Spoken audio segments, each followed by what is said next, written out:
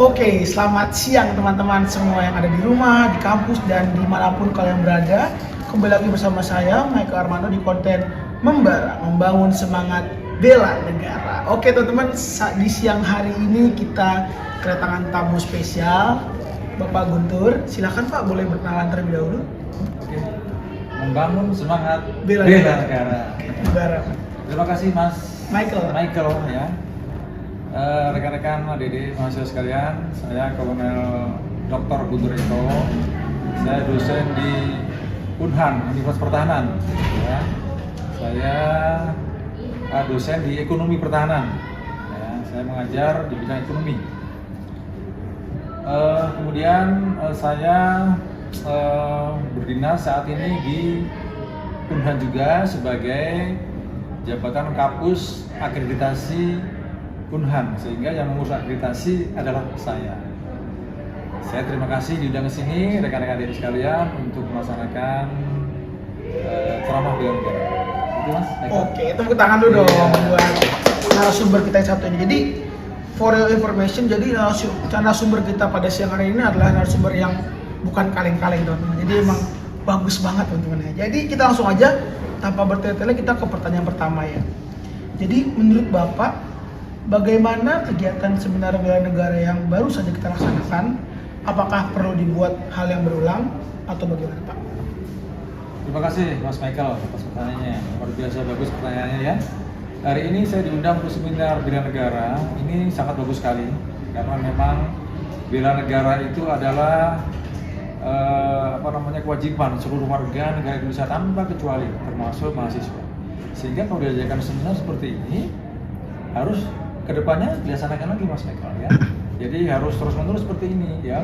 Untuk menanamkan bela negara itu tidak boleh berhenti pada saat ini saja, tapi harus terus continue, terus dipelihara kemampuan bela negaranya seluruh warga negara.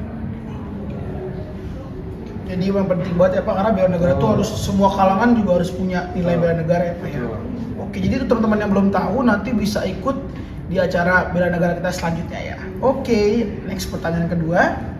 Menurut Bapak, pemahaman atau peran urgent seperti apa yang mesti diberikan kepada generasi muda saat ini?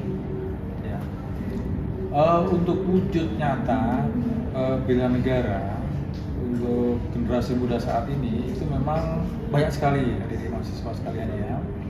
Kita berperilaku baik saja, berperilaku tidak melakukan tindakan kriminal, kemudian melakukan pendidikan dan pengajaran dengan baik, itu sudah merupakan wujud bela negara yang baik. Kemudian bersikap sopan santun, kemudian gotong royong, kemudian aktif dalam organisasi, mempunyai prestasi yang baik, itu adalah wujud dari aplikasi bela negara yang bagus bagi mahasiswa. Gitu. Oke, jadi emang bagus banget ya Pak ya. Dan juga sekarang kan sedang ramai-ramainya media sosial nih Pak ya. Jadi menurut Bapak bagaimana baiknya pengupayaan yang dapat dilakukan melalui penggunaan media sosial untuk membangun semangat bela negara nih Pak? Media sosial saat ini Mas Michael ya itu memang mempunyai dua sisi positif dan sisi negatifnya. Nah, tentunya adik-adik rekan-rekan mahasiswa semuanya harus ngambil dari sisi positifnya dari penggunaan sosial media. Ya. Tidak boleh disalahgunakan penggunaan yang menyimpang dari aturan-aturan yang ada, memprovokasi yang jelek, kemudian membuat suatu konten-konten yang memberikan contoh yang tidak baik kepada masyarakat, itu tidak bagus.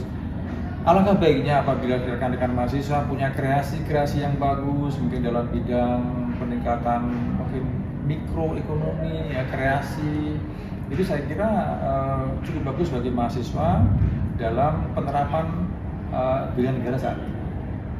Jadi jangan salah menggunakan media sosial untuk menggunakan dalam penggunaan hal-hal yang negatif. Iya, harus bijak juga ya Pak dalam menggunakan media sosial. Oke.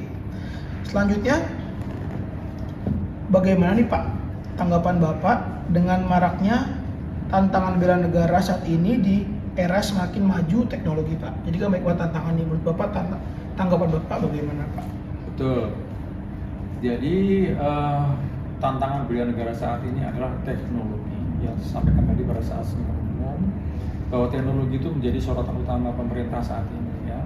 Dengan maraknya teknologi terutama dalam media sosial itu memang sangat membahayakan sekali apabila disikapi oleh orang-orang yang tidak bertanggung jawab, sehingga memanfaatkan teknologi untuk memprovokasi, kemudian mengadu domba, memecah belah antar masyarakat, kemudian menciptakan rasisme, kemudian menjelek-jelekan agama lain, itu tidak boleh.